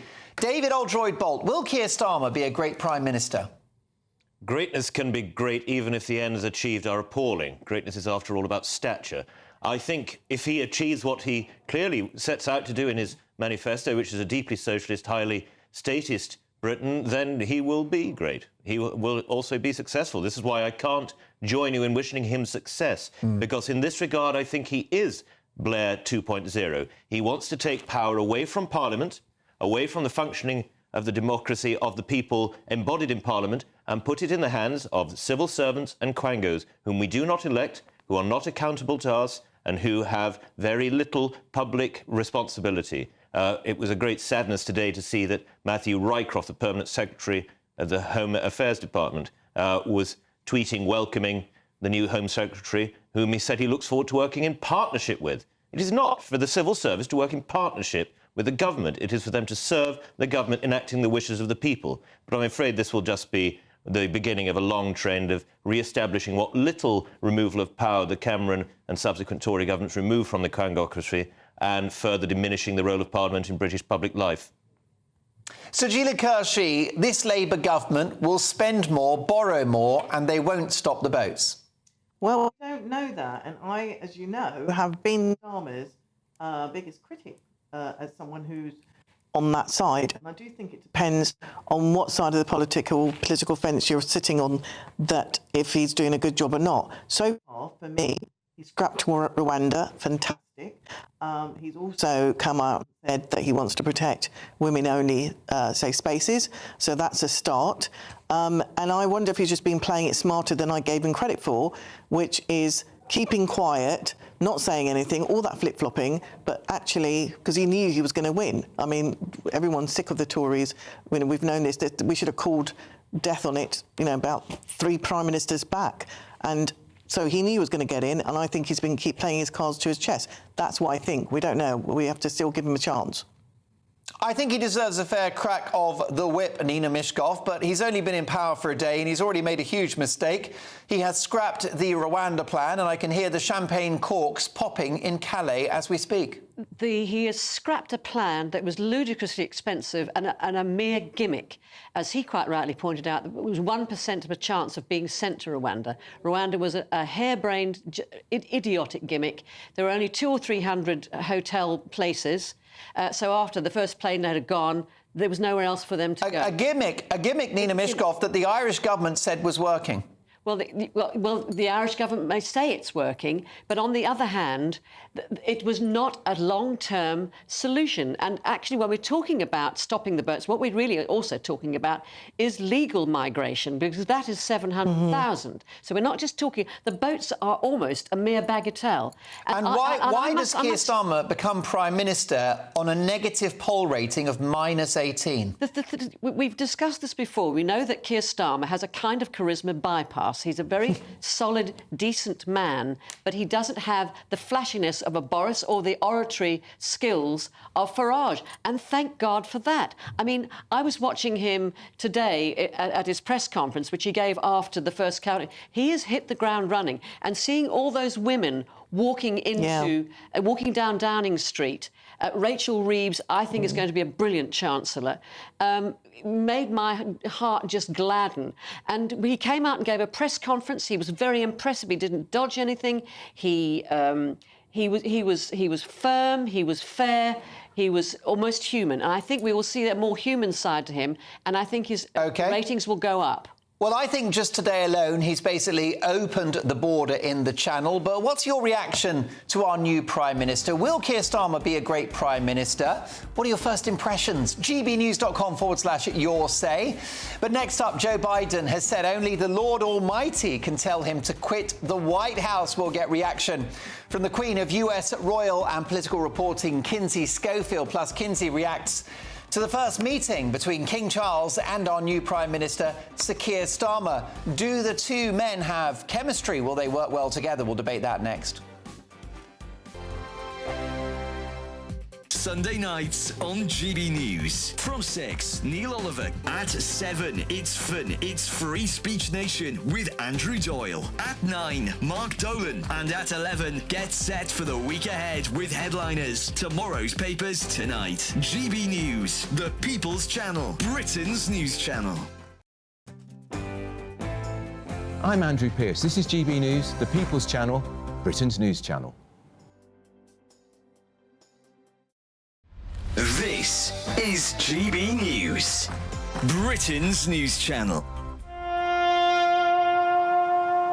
In World War I, 309 men from Britain and the Commonwealth never came home because they'd been shot at dawn.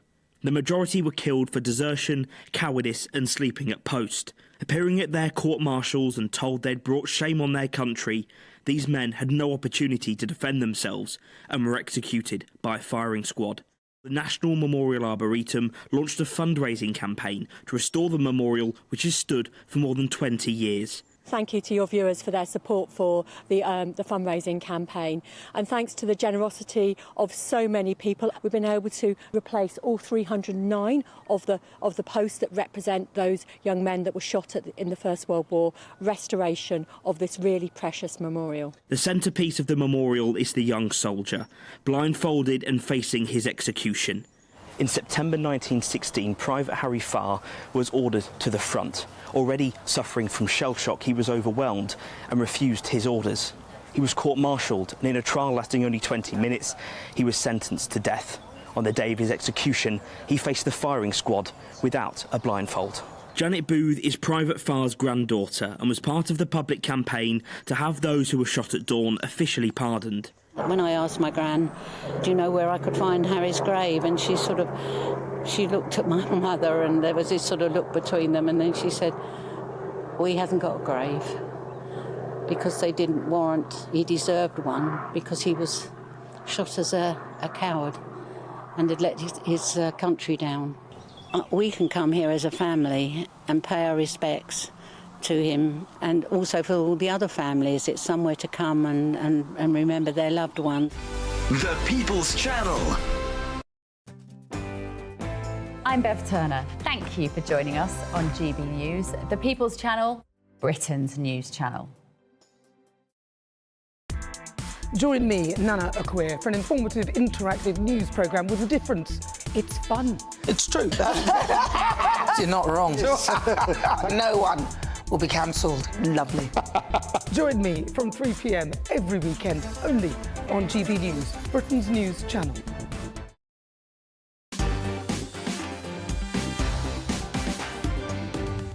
Papers at 10:30, but following his disastrous appearance in the TV presidential debate, Joe Biden has appeared on ABC News to defend himself. Here's what he had to say. Have you had the specific cognitive tests, and have you had a neurologist, a specialist, do an examination? No, no one said I had to. No one said, they said I'm good. Would you be willing to undergo an independent medical evaluation that included neurological and cognitive tests and release the results to the American people? Look, I have a cognitive test every single day. Every day I have that test. Everything I do. Do you know what? He does have a cognitive test every day, and he fails that test every day. This confident performance was in stark contrast to his efforts facing Donald Trump the week before last. Take a listen. Eligible for what I've been able to do with the with the COVID. Excuse me, with dealing with everything we have to do with. Look, if we finally beat Medicare. I really don't know what he said at the end of that sentence. I don't think he knows what he said either. Sorry, it breaks me up every time. However, since then, Mr. Biden's senior moments continue to come thick and fast, with the president telling an interviewer that he was proud to be a black woman. He kept that one quiet.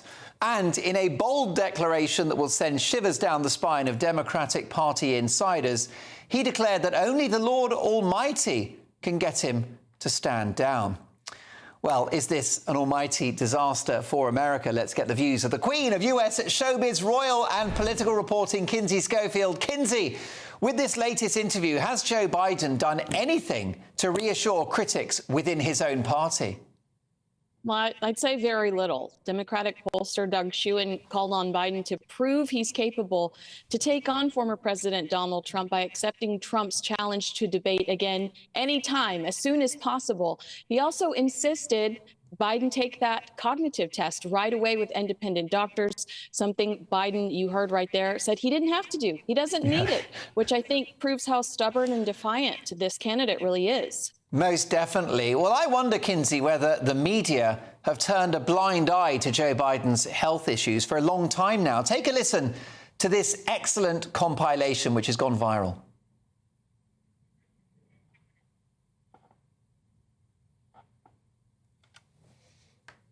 We're just waiting for that tape to roll. Have we got the tape, folks? Are you concentrating? This version of Biden, intellectually, analytically, is the best Biden ever. He is sharp, intensely probing, and detail-oriented and focused. For example, we got 1,000 trillionaires in America. I mean, billionaires in America. This is a man who is sharp, who is on top of his game, who knows what's going on. He's smart. He's on his game. His mental acuity is great. This is a very sharp president.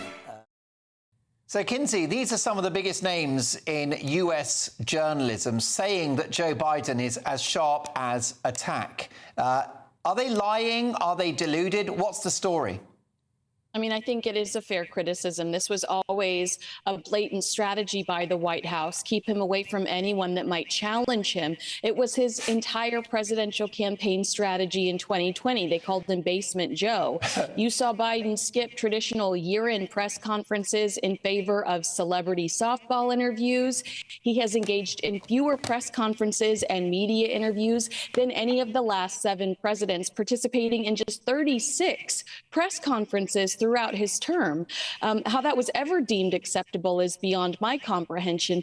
Trump had a really nasty relationship with the media, but he has never shied away from a microphone. Most definitely. Briefly, Kinsey, do you think that he will be competing against Donald Trump in November for the White House? Will the party get rid of him before then? What do you reckon? I think briefly is tough. Newsweek is reporting that Joe Biden's chances of beating Donald Trump in November have slipped to an all-time low of just 9%. Republicans don't want to see him replaced. There are several scenarios. Biden could decide himself to step aside before he's nominated at the Democratic convention in Chicago in August. He could be challenged by others who try to win over the delegates he has accrued, or he could withdraw after the convention, leaving the Democratic National Committee to elect someone to run against Trump. I don't see Biden voluntarily stepping aside. I think it will take something nefarious or catastrophic to move Jill Biden, Jill, out of the White House.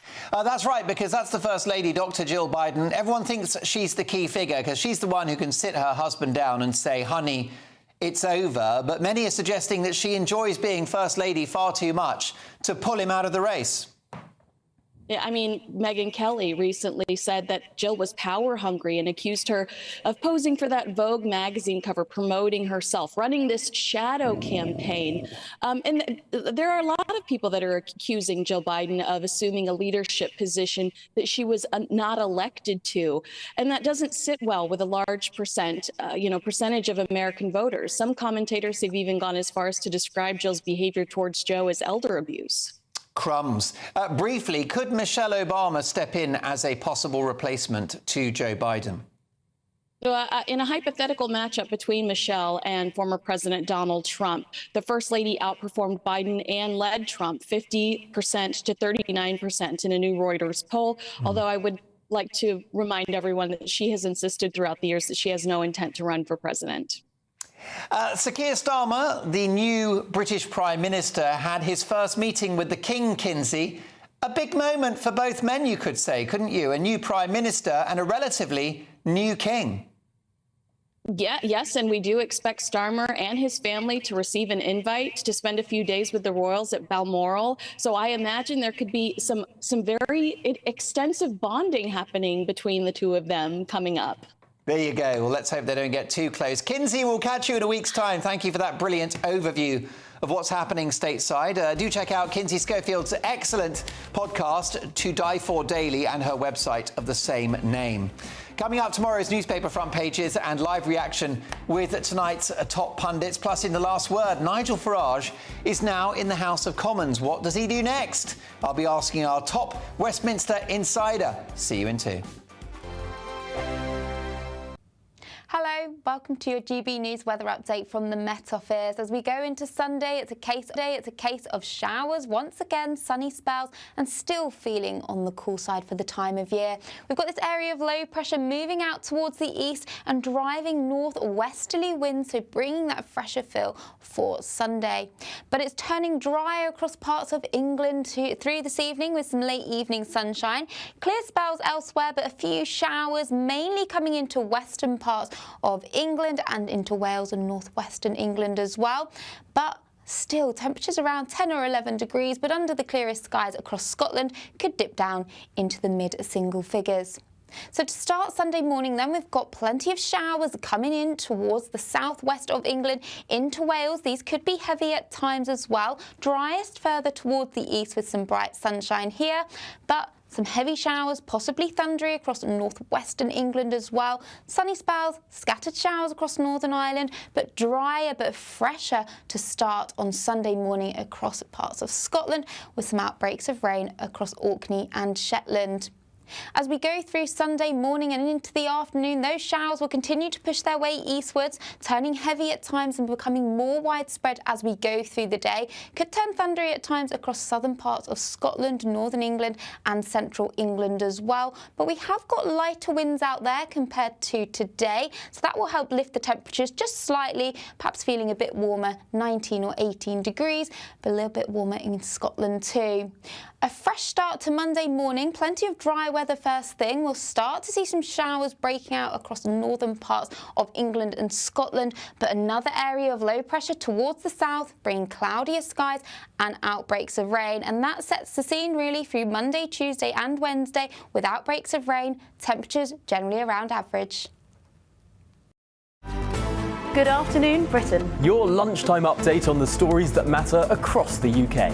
From breaking news and insightful analysis, inspiring stories and lively debates. You're comparing yourself to a former Prime Minister. Which is it? Stay informed, stay updated, stay entertained. I just don't know how anyone would not want to be there. Every weekday from midday. We are Good Afternoon Britain, only on GB News. Britain's news channel. Hi there, I'm Michelle Dewberry and I'm going to take a second to tell you all about my show, Dubes & Co. We start off with the issues of the day. We then bring in both sides of the arguments. We get rid of the disrespect. And then you throw me into the mix. And trust me, I'll tell it exactly how it is. And then, of course, the magic ingredient, you at home. We mix it all together and what have we got, in my opinion, the best debate show in town. Monday to Friday, 6 till 7 on GB News, Britain's news channel.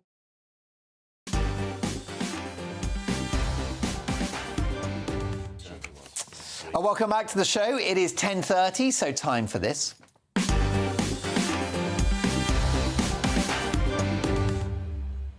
That's right, tomorrow's front pages and some good news for the country. New Prime Minister, well, maybe, but also England through to the semi-finals of the Euros. Who says that England haven't got the bottle for penalty shootouts? That's right, England have gone through on penalties, beating Switzerland in a very confident performance, at least at the end of the game. Brexit, now the retreat begins. Sir Keir Starmer will start the process to renegotiate Britain's post-Brexit deal within weeks, the Mail on Sunday has been told. The new Prime Minister wants more relaxed freedom of movement rules and lower trade barriers, EU sources believe, and is willing to sign the UK up to some Brussels rules in exchange. Is this the great Brexit betrayal? Also, Judy Murray's jibe as Emma ends Andy's SW19 dream. Sunday Telegraph, now Blair ally drafted in to drive NHS reform. Amazing to think that the Sunday Telegraph are going to be writing about a Labour government and what Labour are trying to do to fix the NHS. Nina, delighted about that. David Aldroyd-Bolton, not so much. Sajila in the middle. Labour is set to bring back Sir Tony Blair's former Health Secretary Alan Milburn to help reform the NHS in a sign that the private sector and consumer choice will be at the heart of their plans. This comes after the Prime Minister, Keir Starmer, said in his first press conference that the NHS was broken. Labour in talks with Germany over closer EU ties is the other story. And Tories deserved to lose, says Suella Braverman. She said that they deserved their historic election defeat in an intervention that will be seen as laying the groundwork for her own leadership bid. Writing in the Telegraph, the former Home Secretary accuses Rishi Sunak of pursuing an idiotic strategy and suggests some of her colleagues treated voters like mugs. Sunday Express, PM. Rwanda plan dead and buried. Sir Keir Starmer declared the Tories' flagship Rwanda plan dead and buried today. He revealed that he had torn up the deal to send asylum seekers to the Central African country in his first act as Prime Minister. They are through. England squeezed past the Swiss into the semis. Saka's goal takes the team to a penalty shootout. Also in The Observer, Starmer tells his cabinet now it's time to deliver on our promises. Keir Starmer today rallied his new cabinet behind an ambitious agenda to reform the country's creaking public services and reset damaged relations abroad during his first full day as Prime Minister. Sunday Mirror, Keir's tour de force, election special in the paper. I will visit UK nations. I'm restless for change. Proud to be just like you, says Sir Keir Starmer. Also, Euro redemption, we've done it. Penalty joy at last as England through to the semi-finals. Daily Star Sunday, yes is the headline. England shootout joy. 5 perfect pens from the Lions to beat the Swiss. And we get a semi, don't we indeed?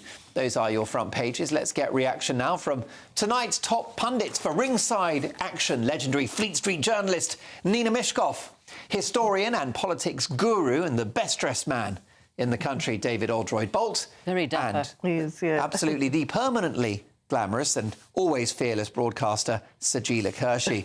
Well, will you look at that Nina Mishkov, the Brexit betrayal begins. Brexit, now the retreat starts, say the Mail on Sunday. Keir Starmer wants to go to Brussels and hand back our sovereignty. Well, you're right. It is the Mail. It's the Mail starting to scaremonger. And if you'll notice, it's not, even a source said.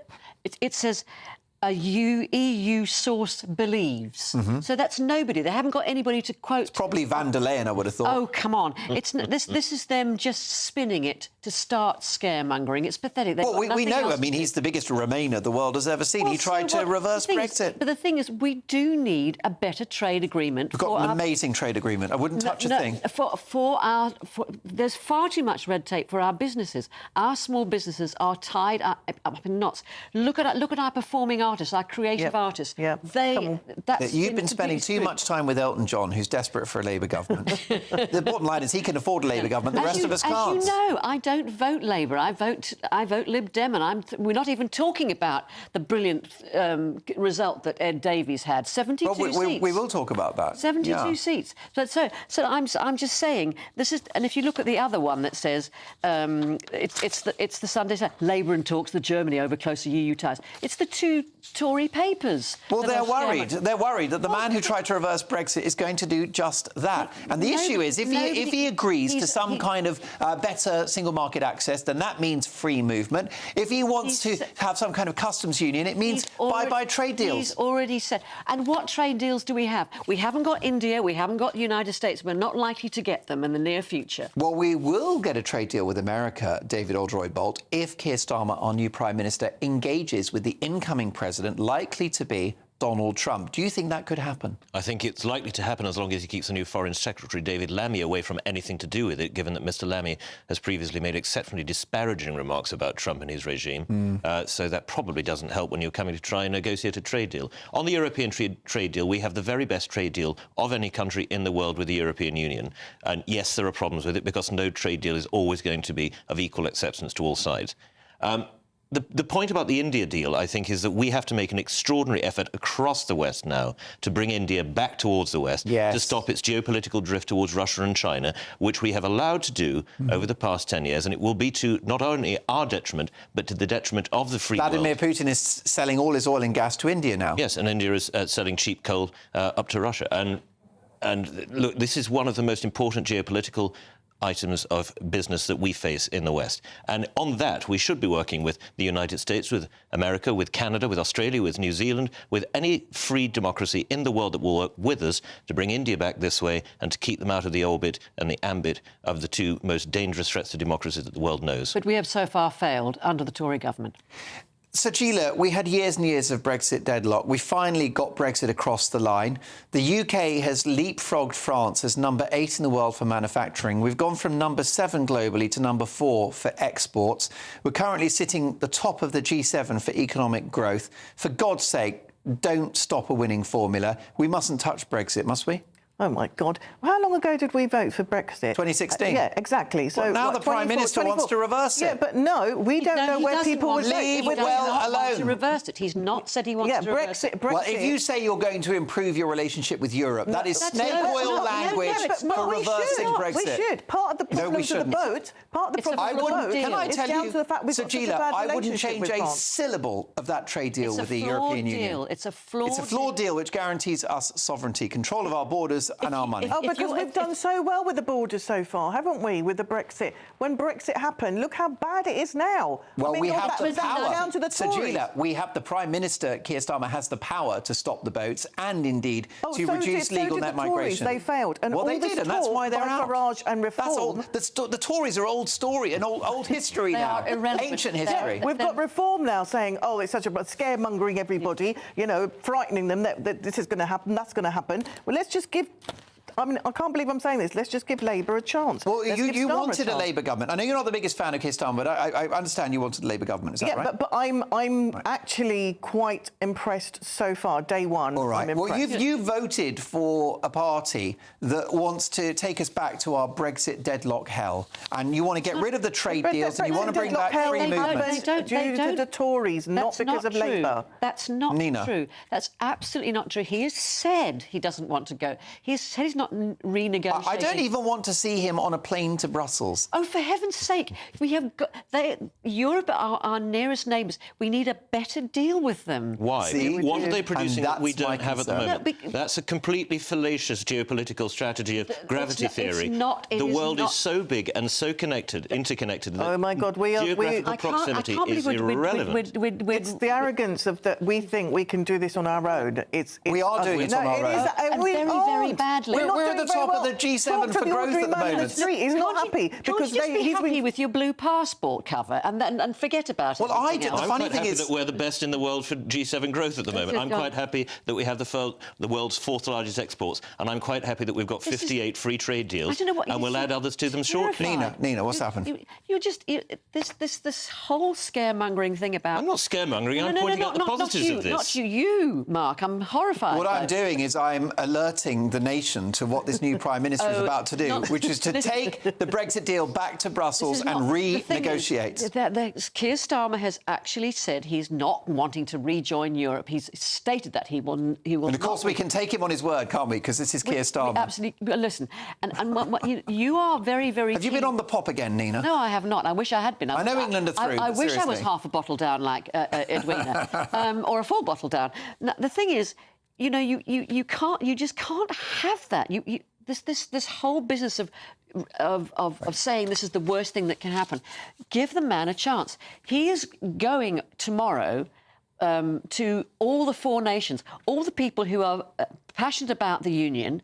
I'm not that passionate about it, but who say that they're passionate about the union. He is going to each of the four nations tomorrow. So we're not four nations. We are one nation with four constituent parts. This is really important. And this is where I do not trust him, because he's said from the off, these are four nations. That is sectarian division. We are one nation. We couldn't trust any of the Tories. One at a time. Nina and then Sajila. That's exactly why he's doing this. He's to show that we are one nation. In Downing Street, they had the Saltire and they had the Welsh flag deliberately to show we are one nation. And where was the St George's flag? Well, why would you need a St George's flag? Well, because England's quite a significant part of the Union too. Well, of course. Why are we flying any national flags? We have a national flag. It's called the Union flag. They had Fly that and nothing else. And on Tuesday... Well, we know Labour can't stand the St George Cross. And on Tuesday, he's seeing all the Metro mayors, whatever colour of their rosette. Yeah, so he's well, they're all red. No wonder he wants to see them. They're all his mates. They are not I think we can all agree that it has been extremely divisive, and I think we all probably want it to be more united, which we haven't had a united kingdom for a very long time. And I'm just thinking, well, come on, you know, we've got to have some hope, and that's what I'm putting my thing in. Just let's have some hope before we bring the man down. OK, well, listen, folks, what do you think about this? Is Sir Keir Starmer going to be a good Prime Minister? I'll get to your messages on that shortly. Plus, how about this as a debating point? Nigel Farage is now in the House of Commons. The Tories need his help. So what is his next step? I'll be asking our top Fleet Street insider next.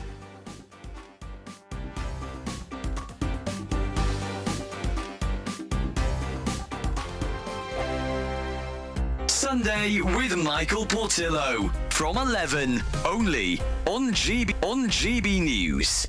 We've been talking about the White House is concerned with playing down concerns about the health of President Biden, who's apparently taken to freezing during public events. Italy's Prime Minister Giorgia Meloni was seen herding the president back into a photo with world leaders after he shuffled aimlessly away from the group. In the last few days, videos and images of the president freezing at a fundraising event went viral, but the White House stated that they were deceptively edited cheap fakes. With me now, again, is my panel, the historian broadcaster Tessa Dunlop and the associate comment editor of The Telegraph, Mutaz Ahmed. Mutaz, I mean, you are a journalist. What about this idea that in some way the images could be fake? They could be fake, and some of them will be fake. But the reason these AI images or AI videos or weirdly edited videos are a problem for the White House is that people have seen enough of Biden freezing in real life. It's not going away, this one. It's perception versus reality, but as Mustafa said, it doesn't matter because it's now become Biden's reality, which is bushfighting, these questions about his ability connected to his age. I don't understand where you go from here. He's got a vice president who isn't presidential material, who I think polls worse than he does, despite these You would call them ageist. In many ways, it's about his competence, isn't it? It can make a big difference when the president whose competence, mental competence, is under question, is running on the matter of competence itself. They're trying to paint Trump as being incompetent, as being not presidential, as being unable to lead, while they have a candidate who struggles to get off the stage. Yeah. That's the issue for them. And it's not really about age. He's not much older than Trump, as you say. It's about the appearance of age. GB News, the People's Channel. In the GB newsroom, we bring you the news as it happens. With our team of dedicated journalists across the UK, GB News brings you accurate reporting of the day's topical agenda.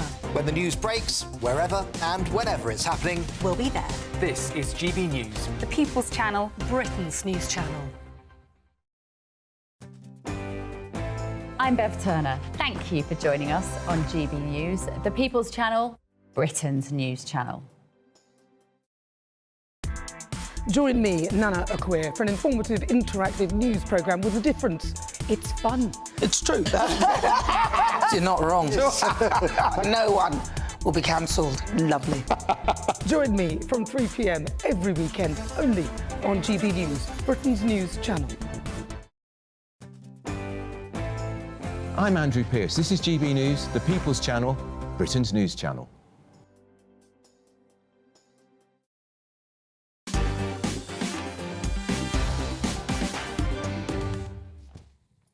Well, look, folks, really busy last part of the show to come. Let's have a look at one of our other headlines. This is the Independent, the I newspaper. Michael Heseltine, what the Tory party must do now to survive the opposition. England finally master penalties to book place in Euro semi-finals. And how about this one in an exclusive in The Independent?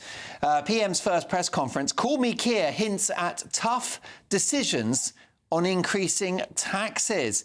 Sir Keir Starmer hinted that his government may have to make some tough choices on tax rises as he gave his first press conference as Prime Minister. Well, the person with that scoop is David Maddox, who is The Independent's political editor, and he joins me now. David, welcome to the show. You've just joined The Independent as their political editor, and now you've got a new Prime Minister. How long is this honeymoon going to last, do you think? I think it's going to last for about 48 hours, to be honest, Mark. I think it could be one of the shortest honeymoons in history. By the way, apologies, I'm doing this from my car. I got caught out in East London on my way back to do your show. So I'm currently in the middle of Labour Beckton, if you like. But, but you know, the problem is, you know, he's come in with a very low vote share. Less votes than Jeremy Corbyn actually got in 2019. OK, he's got a massive majority, but there's not a lot of love there. He's got to start proving pretty quickly that he can deliver on his promises, but he won't do the things that the Tories warned he might. And, you know, already we've got a hint that they're now looking at the taxes after, you know, all those weeks of saying, well, that £2,000 per household thing was wrong. Well, let's hope it is wrong, frankly, because there's going to be a big issue in trust in politics. And there's a man who was not very far down the road from where I am today, over in Essex, who I had a chat to today, who will be taking huge advantage of a vacuum left by the Tories and any misstep by by Sir Keir Starmer. Most definitely. Briefly, what did you make of Keir Starmer's press conference? Was it an assured performance? What was your interpretation of how he did? I think, to be honest, it was I'm here, I'm Prime Minister. This is me. I've got my team ready. We're ready to hit the ground running. And I think, to be fair, that's what it was all about. He didn't really go into a huge amount of detail, which, frankly, he hasn't been for the last few months, especially the last 6 weeks. As I say, you know, there's a lot more to prove. I will be on a flight with him next week, as other journalists will be, when he goes over to Washington to meet for the NATO summit. Yeah. So, you know, it's going to be an interesting few days. Most definitely. What about Nigel Farage? He, on the 8th time of trying, is now a member of Parliament. He's in the House of Commons. It's a great platform for him. He's also got 4 million votes in his back pocket for Reform UK. What is Nigel Farage's next move? Well, this is the big question, because really the state of the Tory party means that there's a huge vacuum there on the right. Well, really for an opposition leader at the moment, because we're not going to really have a proper opposition leader for the Conservative Party for several months, maybe not till their conference in late September, early October. And, you know, Nigel, I think, is going to play a huge role now. And, you know, he's only got 5 MPs. He could have had more. He admitted that to me today, had it not been for the racism issue and some really bad choices for candidates, he admits. They might well have had as many as 25 MPs. But, you know, I had a cabinet minister on Monday saying to me, well, Nigel will only get a few MPs. There won't be any really room for him in Parliament. He won't be able to make much of a stand there. But frankly, that's not the point. Nigel doesn't really care about grandstanding in Parliament. He wants to get out there. He'll be doing what he does best on the airwaves. I'm sure he'll be back on GBNews, on social media, taking it to the people, as he puts it. And, you know, like him or not, like his policies or not, he's got a massive opportunity now to really establish himself. And I think the really important thing is, as well, is that they came second in a lot of seats. They're poised, arguably, to really take advantage in the next few years of any missteps from the major parties. And, you know, this could be it. So let's see. OK, David, look, it's going to be a busy 5 years. It's going to be a busy 5 days as we get used to this new government and this new Prime Minister. Safe journey home, and be careful with those doggers. They can make the car shake. My thanks there to David Maddox, the political editor of The Independent. Brilliant stuff. Listen, folks, let's get through a couple of other stories. My top pundits this evening, Sajila, David and Nina. A bit of drama at Wimbledon, Nina. Judy Murray's jibe as Emma ends Andy's SW19 dream. Now, Emma Raducanu, the, of course, British tennis player, she's won the US Open, a great talent, was going to do a doubles match with Andy Murray, and that would have been his last appearance at Wimbledon as a player, and he's been robbed of that opportunity. Reading between the lines, Judy Murray, his mother, is not happy. I think Emma Raducanu, she's a very good tennis player, of course. I think she's a flaky little minx. And she got far too much. You want to get off that fence? Far too much too soon. She did win the US Open, and then after that, the Chanel deal, the this, the that, the whatever. And you know, since then, she may or may not. I'm assuming she's got a problem with her wrist, but still, even so. Well, yeah, wasn't it? She got an achy wrist. I mean, I've had that. I'll spare you the gory details as to why. But, you know, life's not easy, is it? Trapped in a loveless marriage, what are you going to do? But the point is that this is a big letdown for Andy Murray at the end of his career. You would have thought that Emma Raducanu could have managed a couple of games, you know, on one of those outer courts to give him a send-off. Yeah, David. I mean, the least she could have done would have been to turn up on court, get through the first set, and then retire to allow Sir Andy Murray. There you go. Like a procession. Yes, and it would have been, I think, a graceful thing to have done. It would have been a kind thing to have done. This strikes me as a rather selfish thing that she's done for herself, not considering Sir Andy. Now, look, that's a shocking remark from Nina Mishkov that Emma Raducanu, one of our brightest starlets, is a flaky little minx. I agree totally. If I was Andy Murray's mum, I'd have gone over to her and broken her other wrist. I'll be so furious right now. Violent. I would be this so poor furious. young woman. I mean, she might win. Listen, you've been very harsh. She might win Wimbledon this year. She's got to protect herself. They could have won the double set. I really don't like her. I really Nina, don't you're like showing her. a harsh side that I've never seen before. You've shocked me tonight. You voted Lib Dem. You don't like Emma Raducanu. Tell you, you've changed. A little bit precious. There you go. Well, listen, loved your company tonight. Thank you so much to Nina Mishkov, David Oldroyd-Bolt and Sajila Kershi. Come back and see us soon. Thank you for your company as well. We're planning a very busy show tomorrow. We're so busy because we've got a new Prime Minister and a new government, which means a very special Big Opinion tomorrow. Take at 10, Anne Widdecombe is with me. And, of course, all your favourite other aspects of the show. Thank you to the team for working so hard. Let me tell you that Headliners is next with your first look at tomorrow's newspaper front pages. A really, really busy hour to come, and I'll see you tomorrow at 9. Thanks for watching the show.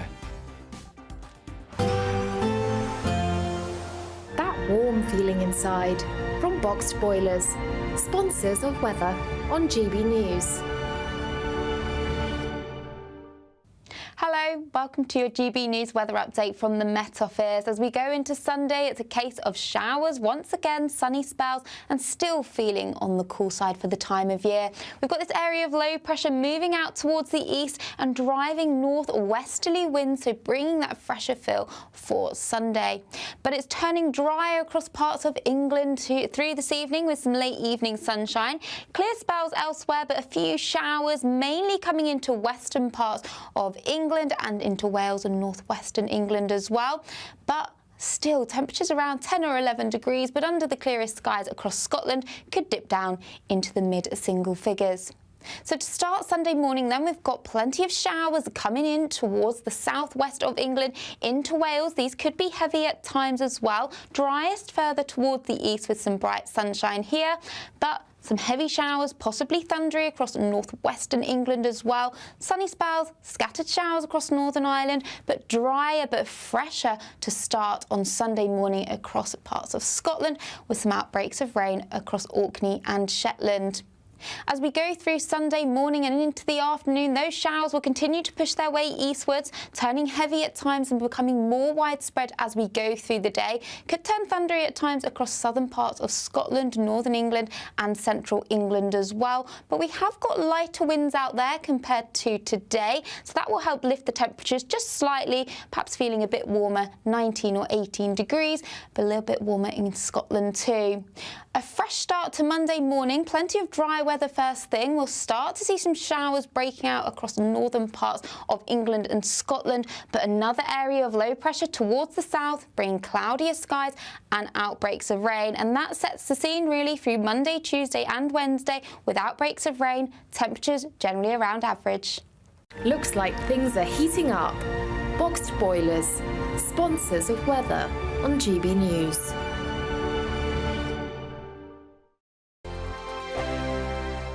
Summer could be a scorcher, with your chance to win £30,000 cash, our biggest cash prize to date. It's totally tax-free, which means you get to spend every single penny however you like.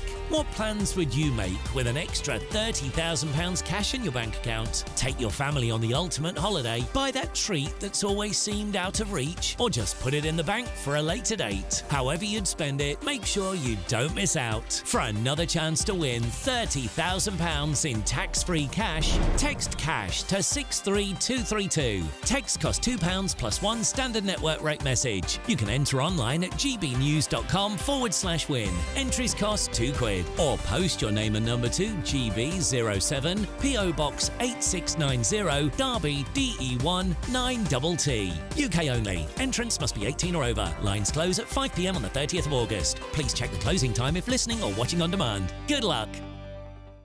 Patrick Christie's Tonight, weekdays from 9 p.m. The mystery surrounding the disappearance of flight MH370 has perplexed the planet now for 10 years. But now all of a sudden researchers at Cardiff University have piped up and said, oh, we heard a beep. Aerospace engineer, founder of MH370search.com is Richard Godfrey. Richard, are we going to find this thing? The new research is much more thorough and gone in much more detail. It is picking up acoustic waves under the water.